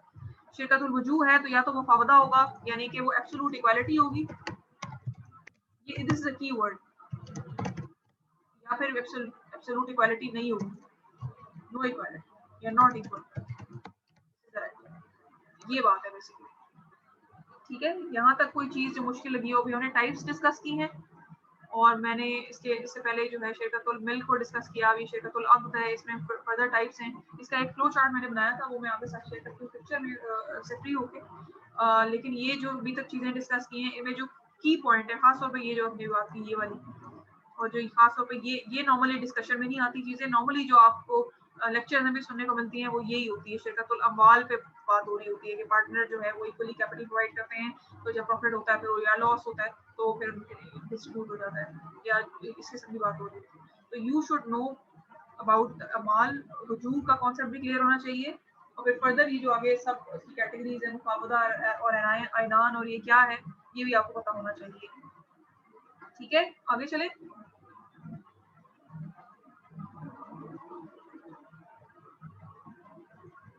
हेलो मैम, ये लास्ट दोबारा से बता दें। ये जो शिरकतुल मुफावदा है और शिरकतुल ऐनान, देखो मैंने इसमें ये बताया, देखो जब आप ये कहते हैं ना शिरकतुल अम्वाल है, मतलब आप कैपिटल कंट्रीब्यूट करें, उसकी बेसिस पे you are creating a partnership, ये चीज तो क्लियर है। सर्विसेज में भी मैंने आपको बताया कि everybody is contributing a services, और उसके अगेंस्ट जो fee charge, for example doctors हैं, दे आर चार्जिंग अ फी, तो वो फी जब उसका कंट्रीब्यूशन इकट्ठा होगा तो वो फिर डिस्ट्रीब्यूट हो जाएगी सब। या सेम गोज विद वजूह की गुडविल से उन्होंने क्रेडिट टर्म्स पे, इजी टर्म्स पे उन्होंने प्रोडक्ट्स ले ली, और जब उनको सेल किया स्पॉट प्राइस पे, जो प्रॉफिट हुआ उसका उसने डिस्ट्रीब्यूट कर लिया। ये तो मेन उसका कॉन्सेप्ट है। मुफावदा और ऐनान ये कहते हैं कि जब आप ये शिरकतुल अम्वाल की बात करें तो आप ये देखें कि अगर if they are contributing capital, तो capital must be equal. For example अगर 1 लाख है और 4 पार्टनर है, तो सबने 25-25 हजार रुपए जो है वो जमा किए, मतलब कंट्रीब्यूट किए हों और फिर उन्होंने इन्वेस्टमेंट की हो। अगर सर्विसेज हैं, फॉर एग्जांपल अगर 2 डॉक्टर्स हैं और जॉइंट पार्टनरशिप में उन्होंने क्लिनिक खुला हुआ है, दे आर चार्जिंग फी, और उन्हें ये डिसाइड हुआ है कि वो एंड में उसको शेयर कर लेंगे या डिस्ट्रीब्यूशन हो जाएगी जो भी फी की, तो आपने ये देखना है कि फिर उनकी जो लेबर है जो वो दे रहे हैं या जो आप अपनी सर्विसेज प्रोवाइड करें, वो एब्सोल्यूट इक्वालिटी के लेवल पे होनी चाहिए। Both must be on the same level. ऐसा ना हो कि एक बहुत सीनियर है और उसको वो ज्यादा केसेस ले रहा है और एक जूनियर है, तो आप उस केस में आप यू हैव टू सी, अगर इस सिनेरियो में इक्वालिटी का एलिमेंट पाया जाता है कि both parties are, both partners और जितने भी पार्टनर्स हैं, if they are on the same level, equality में एब्सोल्यूट इक्वालिटी है उनके में, वो शेयर करते हैं, देन उसको कहते हैं कि शिरकतुल मुफावदा है। फर्दर इसकी सब टाइप है। अगर लेट्स सपोज आप जो कैपिटल कंट्रीब्यूट करें, जैसे मैंने 1 लाख कैपिटल की बात की, तो उसमें एक 50,000 दे रहा है, एक 10,000, एक 5,000, एक कुछ अमाउंट, तो दैट मीन्स कि इक्वालिटी नहीं है। इक्वालिटी अगर नहीं है तो वो इस कैटेगरी में फॉल करेगा, शिरकतुल ऐनान बोलेंगे। शिरकतुल अम्वाल के अंदर शिरकतुल ऐनान, मतलब आप you are becoming more specific and hitting the target कि आपने एक्चुअल में देख लेना है कि एक्चुअली ये ट्रांजैक्शन हो कैसे रही है। शिरकतुल अम्वाल है, यानी कि जॉइंट पार्टनरशिप में जो शिरकतुल अक़्द में शिरकतुल अम्वाल और शिरकतुल अम्वाल में शिरकतुल मुफावदा या ऐनान, ये you have to figure out to be more precise and specific in the in your dealings. आप ड्राफ्टिंग करेंगे ना, जब आप कॉन्ट्रैक्ट की ड्राफ्टिंग करेंगे तो फिर आप इन चीजों को मद्देनजर रखते हुए you will draft your contract. Islamic contract की बात हो रही है वहां पर। अब समझ में आई? यस मैम, समझ आ गई है।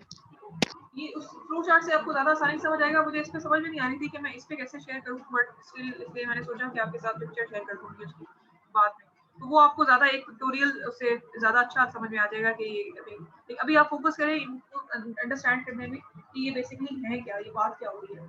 तो जो ये इसको रिमेम्बर कैसे रखना है, इसको रिकॉल कैसे करना है, वो आपको उससे पता चल जाएगा आसानी से। ये बात है। इस वक्त इस सेमेस्टर में इस्लामिक बैंकिंग या फाइनेंस पढ़ते हुए इम्पोर्टेंट चीज ये होनी चाहिए कि आपको चीजों का पता हो। शिरकतुल अमवाल ये जो चीजें डिस्कस करें इनका पता होना चाहिए, क्योंकि ओपन बुक पेपर होता है तो कॉन्सेप्ट क्लैरिटी जरूरी होती है। ये बात है, ये चीजें हैं। अच्छा, अब हमने अगली जो चीज देखनी है इस मुशारका में, वो हमने ये देखना है कि वो हमने ये चीज देखनी है कि जब आप अब देखो बेसिकली तो हम जब बैंकिंग की बात करते हैं या फाइनेंस में की बात करते हैं तो ऑब्वियसली हम एक बड़े एक्सपोजर की बात कर रहे होते हैं, हम कमर्शियल साइड की बात कर रहे होते हैं। तो अब उस कमर्शियल जो एक एंटरप्राइज है, कमर्शियल जॉइंट एंटरप्राइज है, उसको ध्यान में रखते हुए आपने ये देखते हैं कि जो रूल्स हैं उसके रूल्स एंड कंडीशंस क्या होती है। कंडीशंस देखते हैं शिरकतुल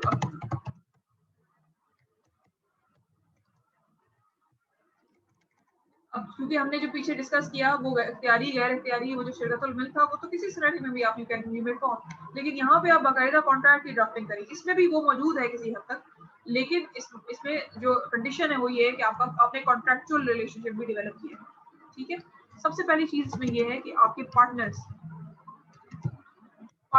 से मेरी मुराद ये है कि आपके जो पार्टनर्स हैं दे मस्ट बी कैपेबल, विचोर हों और वो सेम और कैपेबल हो कि वो कॉन्ट्रैक्ट कर सकें। इस्लामिक जो कानून है वो एज की लिमिट नहीं लगाता। अगर आपको याद हो तो इंग्लिश लॉ में सबसे इंपॉर्टेंट चीज ये होती है कि माइनर ना हो, और माइनर के जितने फायदे हैं लगता है कि माइनर को ही कॉन्ट्रैक्ट करना चाहिए। तो इस केस में ये चीज नहीं है, इस चीज में सिर्फ मेच्योरिटी रिक्वायर्ड है और सैनिटी रिक्वायर्ड है। ठीक है, ये इस्लामिक और कंसेंट जो है वो फ्री होना चाहिए विदाउट एनी फ्रॉड एंड मिसप्रेजेंटेशन। दूसरी जो चीज इसमें इंपॉर्टेंट है वो ये है कि commodity price and commodity, presence of commodity,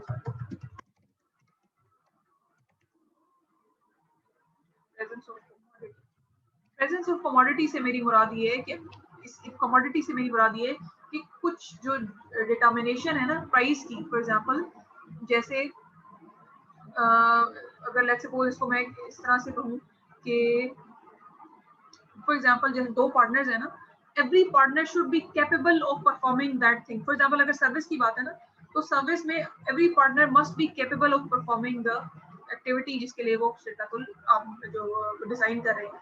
same goes with the जो आपकी ये कैपिटल है उसके केस में भी कि every partner is responsible for managing the product।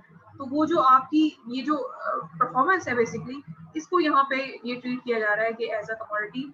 उसकी वजह ये है कि हर पार्टनर से रिक्वायर्ड है ना कि सिर्फ पैसे दे देने से, ये लेट्स सपोज अगर आप इवन अगर कैपिटल है तो आप उसका इंकॉर्पोरेट करते हैं तो every partner is required to contribute the capital. अगर सर्विस के केस है तो सर्विस में every partner is required to give his or her input.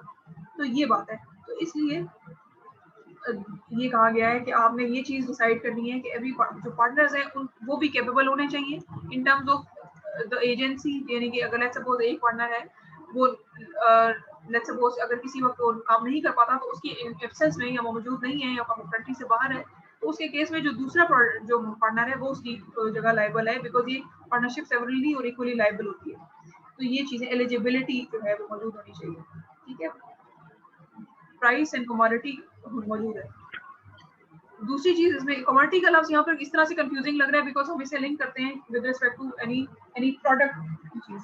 तो मे भी इसको इस तरह में भी देखा जा सकता है अगर ये कैपिटल की बात हो रही है, लेकिन जहाँ पर सर्विसेज की बात हो रही है और जहाँ पर गुडविल की बात हो रही है, या गुडविल में भी इवन आप कमोडिटी क्योंकि obviously you are buying some products later on, तो ये चीजें देखने वाली हैं कि आपने अगर कैपिटल की बात करें तो फिर हम पार्टनर की बात करें कि ही मस्ट बी इन इस एजेंसी रिलेशनशिप में आने के ये वो कैपेबल हो कि लेट्स सपोज अगर एक पार्टनर एब्सेंट है तो उसकी बजाय वो एक्सेस में दूसरा पार्टनर जो है वो परफॉर्म कर सके कॉन्ट्रैक्ट को in the case of capital जहाँ पे सब कैपिटल कंट्रीब्यूट करे। जहाँ पे सर्विसेज की बात आ रही है तो उसमें ये प्रोडक्ट का कमोडिटी वाला कॉन्सेप्ट ही आएगा। जहाँ पे कैपिटल की बात आ रही है वहां पर मे भी शायद डिपेंड करता है कि उनकी बिजनेस और कमर्शियल ट्रांजैक्शन क्या डिजाइन होगी। लेकिन जहाँ पे आपकी ऐसी कोई चीज आती है जहाँ पे आप कोई बिजनेस या कमर्शियल एंटरप्राइज फॉर्म कर रहे हैं for some products and services, तो यहाँ पे आपको ये चीज़ों का जो है वो पहले से डिटरमिन करना है कि what shall be the commodity of the उसको। एक पर्सपेक्टिव तो ये है कि उसकी मौजूद होना, दूसरी पर्सपेक्टिव ये है कि इस्लामिक शरिया के लॉ के मुताबिक, तो ये चीज़ें मौजूद होनी चाहिए। फिर इसमें एक इम्पॉर्टेंट चीज़ ये है कि आपने डिटरमिन करना है risk and profit and loss, profit in sharing क्या होगी और लॉस शेयरिंग क्या होगी, ये चीज़ें आपने डिटरमिन करनी है पहले से। ये बात यहाँ से जो प्रेजेंट कमोडिटी है उसको आपने इस दो पर्सपेक्टिव में जहन में रखना है। एक पर्सपेक्टिव में with respect to the partner, कि अगर लेट्स सपोज एक पार्टनर मौजूद नहीं है तो उसकी एक्सेस में जो दूसरा पार्टनर है वो उसकी एक्टिविटीज परफॉर्म करने की कैपेसिटी रखता हो, एक सिनेरियो। दूसरा सिनेरियो ये है, not in the case of services, दूसरा सिनेरियो ये है कि अगर लेट्स सपोज कोई बिजनेस आप फॉर्म करें तो उसकी जो प्रोडक्ट है, जो कमोडिटी है, वो देखने उसका देखना है कि क्या वो, पहली बात तो ये है कि इस्लामिक पर्सपेक्टिव में उसकी जो प्रोहिबिशन और ये वाला एस्पेक्ट देखना है, और दूसरी चीज़ ये कि उसकी प्राइस डिटरमिनेशन भी जरूरी है और उसकी प्रेजेंस भी इवन जरूरी है, तो ये चीज़ें देखने वाली है। सर्विसेज के केस में obviously you will see the service, presence of commodity और सर्विस भी कह सकते हैं, ये बात है। क्योंकि तीन सिनेरियोज डिफरेंट हमने डिस्कस किए हैं, तो उस तीनों सिनेरियोज में जो ये रिक्वायरमेंट्स होंगी ये सेकंड पार्ट की वो डिफरेंट हो जाएंगी, लेकिन पहला और जो तीसरा पॉइंट है वो सेम रहेगा, ठीक है, ये बात। उसके बाद अगर हम एक चीज और डिस्कस करें, एक चीज हम ये देख लेते हैं इसकी with respect to the capital. तो अगर लेट्स सपोज पार्टनरशिप फॉर्म हो रही है, वो जो नंबर 1 टाइप हमने शिरकतुल अक्द के तौर पे पढ़ी, अगर हम पार्टनरशिप बाय कैपिटल कर रहे हैं तो हमें पता होना चाहिए कि हाउ मच जो कैपिटल है will be contributed bye every person, हमें पता होना चाहिए उसको किस करेंसी में, मतलब everything must be specified and very clear, कोई भी इसमें एम्बिग्युइटी नहीं होनी चाहिए। अगली जो डिबेट है ना बेसिकली कैपिटल से रिलेटेड, मैंने दो बातें की कि हमें स्पेसिफाइड होना चाहिए और इसकी जो क्वांटिटी है ना वो भी हमें पता होनी चाहिए, और लिक्विड फॉर्मिंग, ये जो लिक्विड फॉर्मिंग मैंने बात अभी की है इस पे आगे सारी की डिबेट है। ये जो डिबेट है इस पे आपके जो सारे जो हमारे इस्लामिक स्कॉलर्स हैं ना उनकी आपस में डिबेट है। वो ये कहते हैं कि जो मुशारका है ना, या जो आप जॉइंट एंटरप्राइज आप फॉर्म करते हैं इस्लामिक में, तो आपने हर पार्टनर से ये रिक्वायर करना है कि जो हर पार्टनर आपको लिक्विड फॉर्म में दे, पैसे मतलब कंट्रीब्यूट करे, मनी कंट्रीब्यूट करे, पैसा, क्योंकि उसको क्वांटिफाई करना आसान होता है, उसकी स्पेसिफिकेशन आसान होती है, ठीक है। अच्छा, दूसरी चीज ये है इसमें, एक पॉइंट तो ये मैंने बात की कि इन काइंड नहीं होना चाहिए। ऐसा नहीं हो सकता कि कोई पार्टनरशिप फॉर्म हो रही है तो मेरे को मेरी गाड़ी जो है ना वो आप उसको रख ले और मैं मेरी तरफ से मेरा कंट्रीब्यूशन मेरी गाड़ी है इस बिजनेस के लिए, ऐसा नहीं होगा। ये डिबेट है, उसमें वो कहते हैं कि आपने इन काइंड नहीं कोई चीज देनी, आपने जो भी कंट्रीब्यूशन देनी है वो आपने in the form of money, आपने पैसों के नंबर में उसमें ट्रांसफर करनी है, ये बात है बेसिकली। अच्छा, उसकी और या कमोडिटी के तौर पे आपने कोई चीज नहीं आपने इन्वेस्ट करनी इन द पार्टनरशिप, ये एक क्वेश्चन पॉइंट ये है। दूसरी जो इसमें लिक्विडिटी के लिहाज से पॉइंट है वो ये है कि आपने मिक्स नहीं करना। मिक्स का क्या मतलब है कि आपने जो कैपिटल है ना उसको मिक्स नहीं करना कि ये सब जो फॉर एग्जांपल आपने एक किसी के पोर्शन से, फॉर एग्जांपल अगर मैंने 25,000 रुपए दिए हैं, किसी ने 20,000 रुपए दिए, किसी ने 30,000 रुपए दिए, आपने उसको मिक्स करके एज अ वन वो यूज नहीं करना, मतलब उससे आपने हर जो पोर्शन है हर बंदे का उसको अलग अलग इस्तेमाल करना है, ये बेसिकली इसमें चीज है। तो ये कुछ ही स्कॉलर्स कहते हैं, फॉर एग्जांपल जैसे मैं भी आपको आगे कोड भी करके बता देती हूँ कि कौन कौन से ऐसे स्कॉलर हैं, एक दफा मुझे इसको कंफर्म कर लेने दें कि कुछ स्कॉलर्स हैं वो ये कहते हैं कि आप जो है वो कमोडिटीज को यूज कर सकते हैं इन द केस ऑफ, अगर आप फॉर एग्जांपल जैसे इमाम मालिक हैं वो कहते हैं कि चूंकि मुशारका में लिक्विडिटी कोई स्पेसिफिकली कंडीशन नहीं है कि वो, या वैलिडिटी की कंडीशन नहीं है कि वो होगी, तो आप उसको इन काइंड में भी ले सकते हैं। अगर लेट्स सपोज कोई बंदा आपको कोई प्रोडक्ट या कोई ऐसी एसेट देता है तो आप उसको भी एज अ कंट्रीब्यूशन एवेलुएट कर सकते हैं, मार्केट प्राइस उसकी देखें और उसको आप शामिल कर लें। फिर इसी तरह जो अबू हनीफा का जो कॉन्सेप्ट है या इमाम अहमद हम्बल का जो कॉन्सेप्ट है वो ये कहते हैं कि आपने ये देखना है कि कैपिटल जो है वो होमोजीनियस होना चाहिए। होमोजीनियस का मतलब होता है कि सेम, यानी कि जो फॉर एग्जांपल अगर सब लोग पैसे इन्वेस्ट करें तो पैसे ही हों, ठीक ठीक है, तो ये बात है बेसिकली। और चूंकि जब आप कमोडिटीज में इन्वेस्ट करते हैं तो वो जो है उसको आप अलग अलग कर सकते हैं ना, डिफरेंशिएट कर सकते हैं, तो इसलिए आपने उसकी जो कमोडिटीज है वो भी सिमिलर होनी चाहिए। होमोजीनियस कैपिटल अगर है तो वो कहते हैं कि ठीक है, अगर होमोजीनियस नहीं है, अलग अलग हैं, डिफरेंट चीजें हैं, हेट्रोजीनियस है तो वो ठीक नहीं है। ठीक है, तो ये चीज तो यहाँ ये इनका ओपिनियन है। तो इसी तरह आपकी ये जो डिफरेंट स्कूल ऑफ थॉट्स हैं उनका डिफरेंट ओपिनियन है, और ये भी एक point of discussion and debate है कि क्या आपने इन काइंड आप कैपिटल इन्वेस्ट कर सकते हैं या आपने लिक्विड फॉर्म में ही कैपिटल को इन्वेस्ट करना है। That is a very very important debate है बेसिकली। इसमें हर जो स्कूल ऑफ थॉट है आपको उसका ओपिनियन मिलेगा, तो ये भी इसमें चीजें देखने वाली है। एक तो ये मैंने पॉइंट डिस्कस किया, फिर दूसरी जो चीज मैंने आपको बताई वो ये थी कि आपने कैपिटल को मिक्स नहीं करना, ये एक पॉइंट है। कहते हैं कि आप ने कैपिटल को अगर मिक्स किया तो ये जो है दिस इज नॉट अलाउड। ये भी एक पॉइंट ऑफ डिबेट है। कुछ स्कूल ऑफ थॉट से कहते हैं कि कर लेना चाहिए, कुछ कहते हैं कि नहीं करना चाहिए। तो ये दो यहाँ पे जो जहाँ पे ये चीजें आती है ना, यहाँ पे कंट्रोवर्शियल जो आपका टॉपिक है वो हो जाता है। तो ये इसमें चीजें हैं, ये सारी की सारी बातें हैं। फिर थोड़ी सी पावर्स एंड इसकी जो राइट्स हैं वो देख लेते हैं, इसकी जो पार्टनरशिप है उसकी, फिर हम इसको कंक्लूड करते हैं।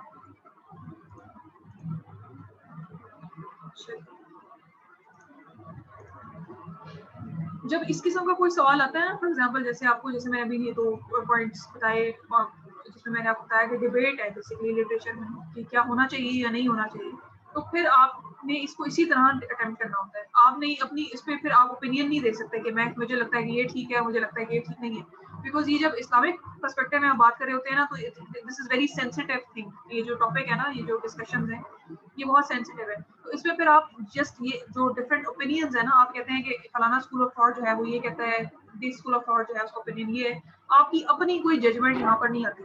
इस चीज का आपने बहुत ख्याल रखना है, ठीक है। हमने सिर्फ दूसरों के जो पॉइंट ऑफ व्यूज है, और obviously her school of thought की अपनी जस्टिफिकेशन है, और वो जस्टिफिकेशन के मुताबिक ही उन्होंने वो कंक्लूजन निकाला हुआ होता है। तो हम किसी को गलत या सही नहीं कहते, but we try to understand their point of view, जो क्या कहना चाह रहे हैं। तो यही इतना ही आपने जानना है। और नॉर्मली जब ये चीजें देखी जाती हैं, जैसे फॉर एग्जांपल अगर कोई जो कहते हैं ना, एक फाइनल आपने अगर लेट्स सपोज अगर मैं कोई स्टैंड फॉलो करी हूँ, तो अगर मैं किसी को फॉलो करती हूँ तो फिर मैं उसी की सारी जो टीचिंग्स हैं या जो उनके पॉइंट ऑफ व्यूज हैं, फिर मैं उन्हीं को फॉलो करूंगी।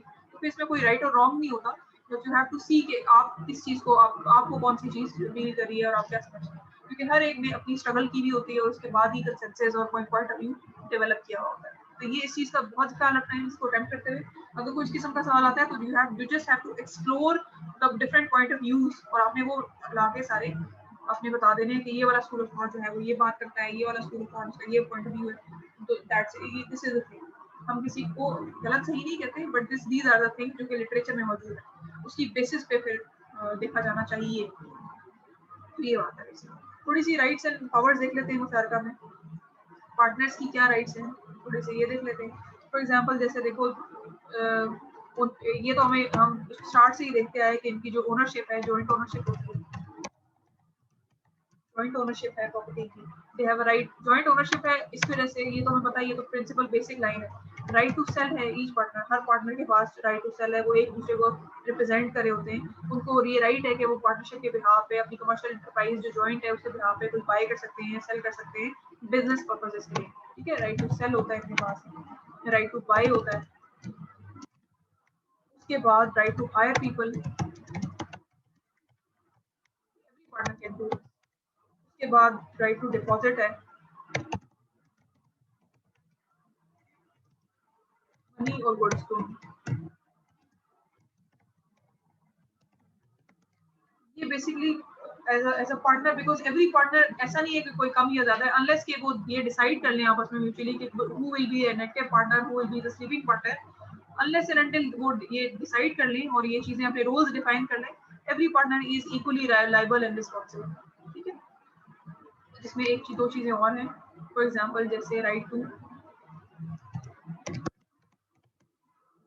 पार्टनरशिप के फंड्स हैं, जिसको शिरका फंड्स भी कहते हैं, तो अपने पैसे कंट्रीब्यूट किए, जो कैपिटल है आपका, उसको यूटिलाइज करने का राइट भिखारी के पास है, लेकिन इन गुड मतलब good spirit for business purposes. और राइट टू गिव,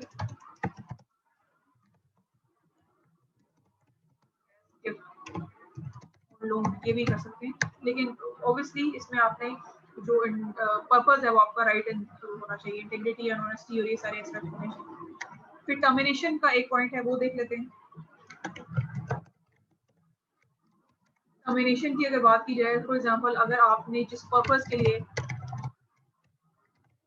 अपनी ये शराकतदारी कायम की थी, ये जॉइंट ओनरशिप आपने बनाई थी, वो पर्पस अचीव हो जाता है तो वो ऑटोमेटिकली वो टर्मिनेट हो जाएगी। फिर उसके बाद हर पार्टनर के पास भी राइट है पर्पस अचीव, उसके बाद हर every partner has a right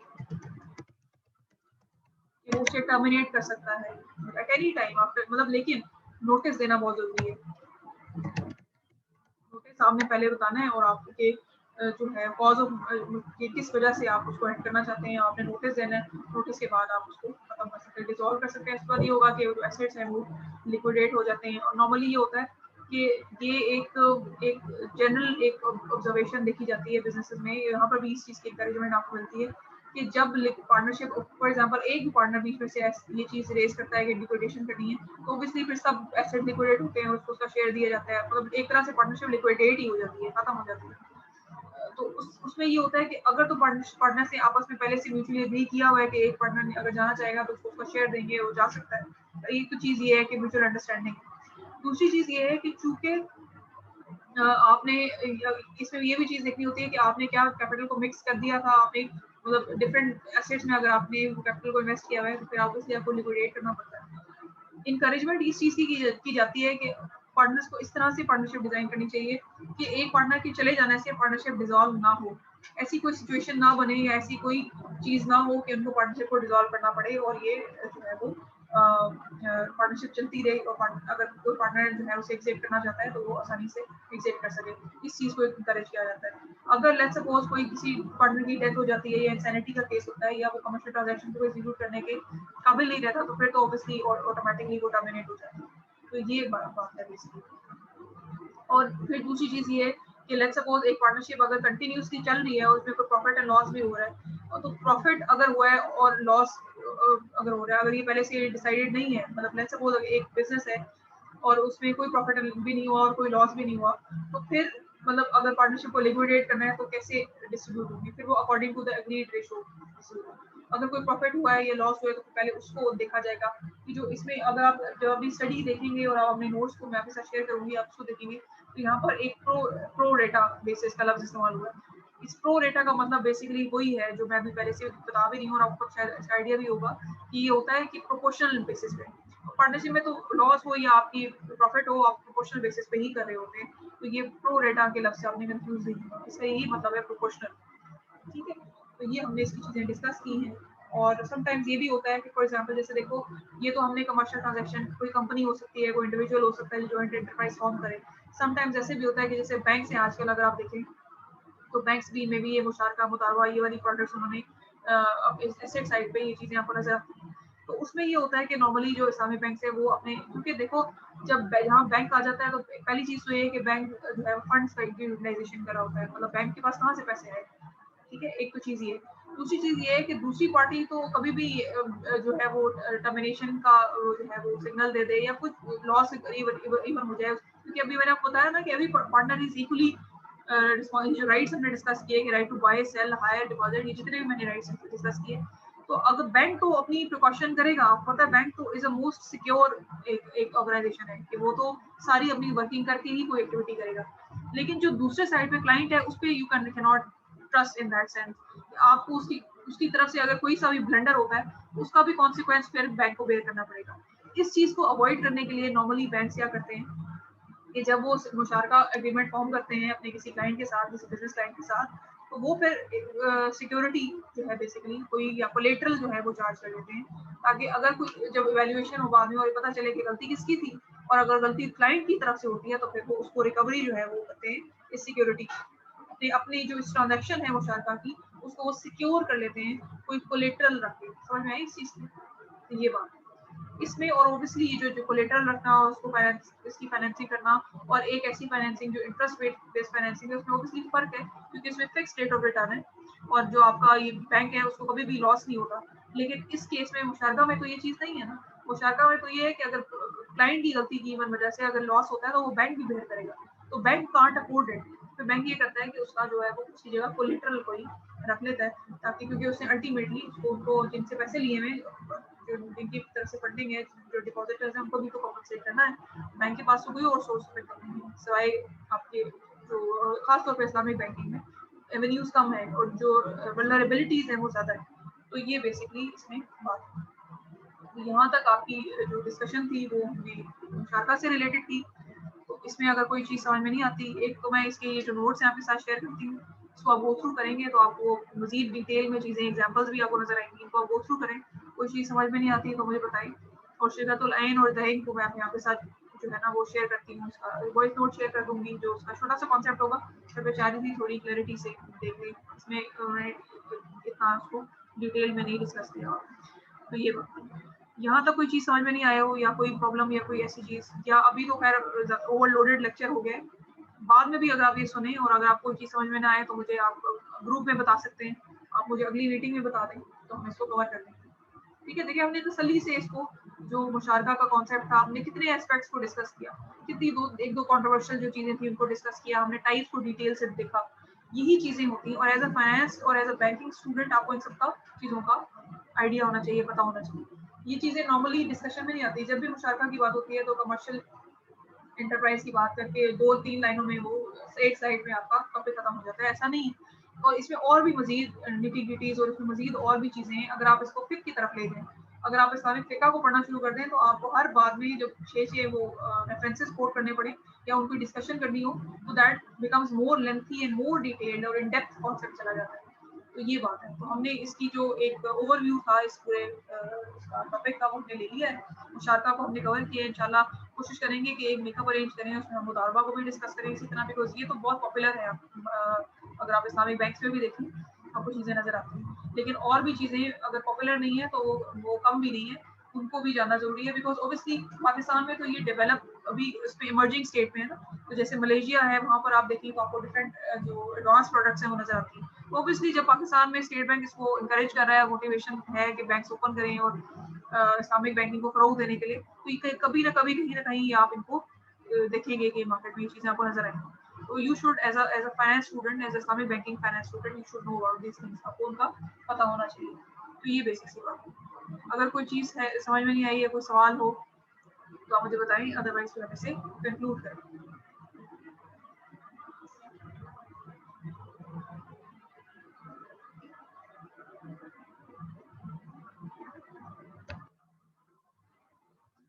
hello Maryam Naseer, सुन रही है मेरी बात? यस मैम, यस मैम सुन रही हूँ। इसकी जो रिकॉर्डिंग है इसको मैं शेयर कर देती हूँ आप लोगों के साथ। आज मैं तो नहीं कर सकूंगी, शायद कल तक कर दूंगी। इसको भी आप सुने, इसको तसल्ली से दोबारा देखें जो मैं आपके साथ LMS पे आई अपलोड दीज नोट्स, इनको भी आप गो थ्रू करें।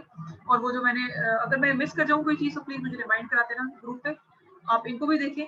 तो ये चीज़ें इतनी मतलब अगर आपको समझ इन चीज़ों की आ जाती है कॉन्सेप्चुअली, अगर आप इन्हें अंडरस्टैंड कर लें तो ये इतनी मुश्किल चीज़ें हैं नहीं। थोड़ा सा इस पर ज़रा ध्यान लगाने की ज़रूरत है and you will get the idea of it. और इतना ही हमने इसको जानना है कि हमें पता हो कि ये चीज़ें क्या हैं, क्या बात हो रही है, और एक जो कॉन्सेप्ट है उसमें मजीद क्या इसके जो स्कोप है बेसिकली वो क्या है, ये चीज़ों का जानना ज़रूरी है और आपको पता होनी चाहिए। आपका पेपर में जो डिस्क्रिप्टिव है ऑब्वियसली वो तो नहीं होगा, लेकिन ये आपकी खुद की जिम्मेदारी है that you should familiarise yourself with this concepts, क्योंकि कहीं ना कहीं फिर आपको ये रिकॉल होने चाहिए जब आप इसको आपके सामने से गुजरे तो आपको पता हो क्योंकि आपने ये सब्जेक्ट को पढ़ा है। ठीक है, तो मैं इसको एंड कर रही हूँ मीटिंग को, मैं चीज़ें शेयर कर दूंगी, अगर मैं कुछ भूल जाऊँ तो मुझे याद करा देना। ठीक है, अपना ख्याल रखें। अच्छा ओके मैम, ठीक है, अल्लाह हाफिज। अल्लाह हाफिज।